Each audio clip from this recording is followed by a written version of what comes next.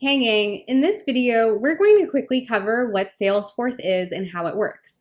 Now, this is a very basic intro to the platform. So if you're brand new and need to get up to speed because your org is implementing Salesforce or considering it, or if you work in an entirely different field and just want to know what the heck we're talking about when the word comes up, then sit tight, this video is for you.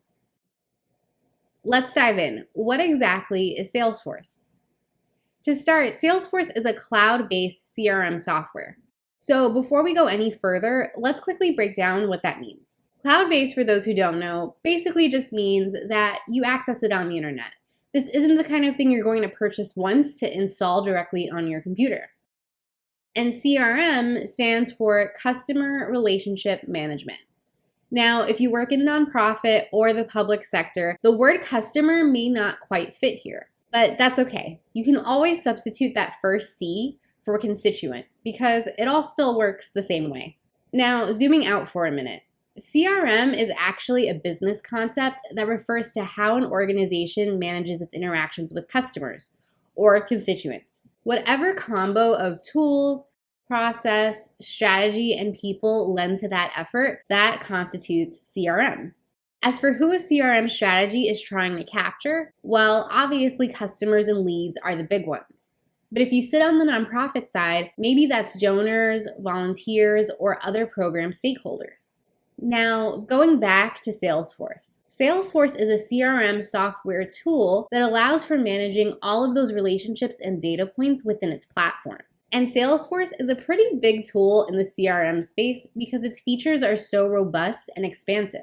So while it can be great for tracking customers and the other constituents listed here, it's actually possible to track a wide range of stakeholders relevant to your organization, like employees, investors, suppliers, partners, students if you're an education institution, and basically any other stakeholder you can imagine being relevant to your nonprofit or business. As far as what you get with that information, like I said before, Salesforce is a pretty powerful tool. You can use it to track all of your interactions with constituents, everything from calls to meetings to emails. You can also manage things like sales, revenue, event or program attendance, and even impact if you're an org that measures that type of thing.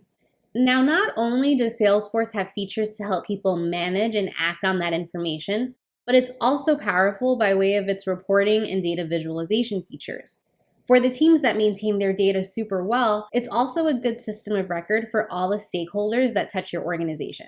And we won't get into it today, but the automation capabilities that Salesforce provides is also chef's kiss. Okay, so now that we've covered what the Salesforce platform is, you may be trying to imagine in your mind what that looks like on the computer screen. We'll take a look at that in a minute, but before we actually get into Salesforce, let's talk about how that all works together. You can think of your Salesforce database like this giant container somewhere on the internet for storing your data. Now, in this database, we have our Salesforce records. These are individual entries, so maybe someone on your sales or fundraising team inputs that data manually, or maybe some of it is coming automatically from your website or other tools. By the way, if you're at all familiar with spreadsheets, you can think of each record in a Salesforce database being like an individual row in a spreadsheet. Now, those records can represent different pieces of information about your various stakeholders. So those records are organized around Salesforce objects, where each object represents a different tangible thing from the real world. So basically, you can have many records for a single Salesforce object.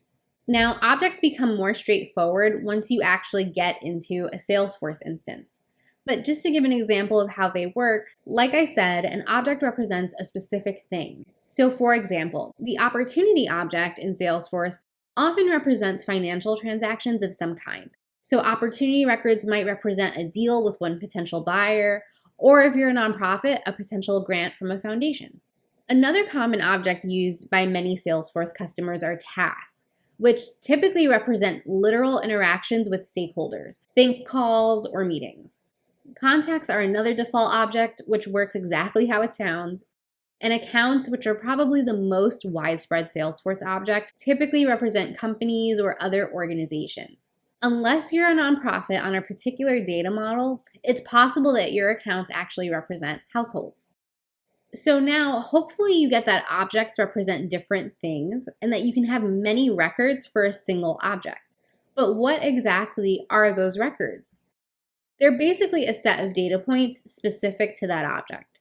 So for example, if opportunities mostly represent financial transactions, then to create a grant opportunity record, you're populating a certain set of fields, like the amount of the grant or the stage that it's currently sitting in. Going back to our spreadsheet example, if records represent individual rows in a spreadsheet file, then fields are the actual column headers. And while we're here, might as well mention that objects could represent the tabs in your spreadsheet, just to help those who are familiar make sense of that analogy.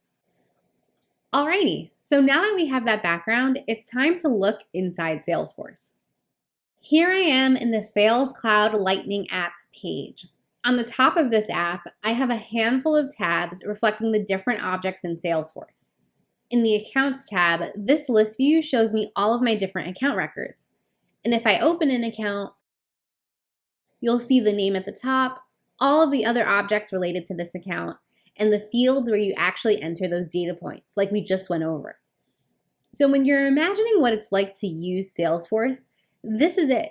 Though keep in mind, each organization can customize the color, look, and feel of their Salesforce instance, like which tabs appear on top, which fields are visible, and even the full record page layouts themselves.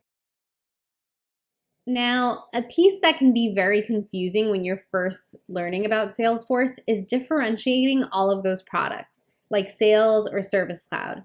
What's the deal with those different clouds anyway? Like we already established before, Salesforce is a CRM tool, and primarily I would say a database. But let's back away from that for a second. If we were to think about Salesforce more like a smartphone, then we could think of those Salesforce products kind of like the apps you would install. Each was developed with a certain purpose or industry in mind and comes with its own set of features and pricing. Salesforce is constantly working on its product offering, so you'll have to check the Salesforce website if you want the latest list. It's much longer than what I have here, but the big ones have included Sales Cloud, Service Cloud, Commerce, and Marketing Cloud. Genie is an example of a newer one as of this video, but to be honest, I mostly included it because I thought the bunny was cute. Now, if you work on the nonprofit side, Salesforce also has product offerings for that, including fundraising, program management, and grant-making tools. If your org has been using Salesforce for a minute, then you might even be on tools and packages that are currently managed by Salesforce, but didn't start out that way, like Foundation Connect for grant makers or the good old NPSP Nonprofit Success Pack. We just spent the past few minutes talking about product add-ons by Salesforce Inc. But keep in mind, there are tons of options out there for adding products and capability to your company's Salesforce instance via the use of third-party apps and integrations. The Salesforce App Exchange is one place where you can start to browse all of those different options. All right, getting to the end here. So now that you have an idea of what Salesforce is, let's just wrap up by quickly talking about what it's not. For starters, Salesforce is not purely a coding platform. So if you're interested in using it at your org or developing a career within Salesforce, you don't have to become a developer to do that. There are tons of what we call point-and-click tools that allow for powerful feature development without writing lines of code. But obviously, if you do want to become a Salesforce developer, that's also an option. And speaking of learning, Salesforce is a great tool, but I wouldn't necessarily call it intuitive or ready to use out of the box. There's a serious learning curve for organizations who choose to implement it for the first time. It's complex, and especially so if the person tasked with managing it doesn't have any Salesforce admin experience. And if you're wondering whether having Salesforce user experience is helpful, I would say that it is. And it's definitely not impossible to learn administration, but it is admittedly a different beast. So if you're planning to implement, even with the help of a consultant or a volunteer, that's something you'll really want to take into consideration because it could spell for a messy implementation otherwise. And Salesforce isn't exactly cheap, even if your org does qualify to get those free licenses. And that's a wrap, gang. I hope this video was helpful in explaining what Salesforce is and how it works. If it was, please consider giving this video a thumbs up, Let me know in the comments what else would be helpful to explain. And for more videos like this, be sure to subscribe. Thanks.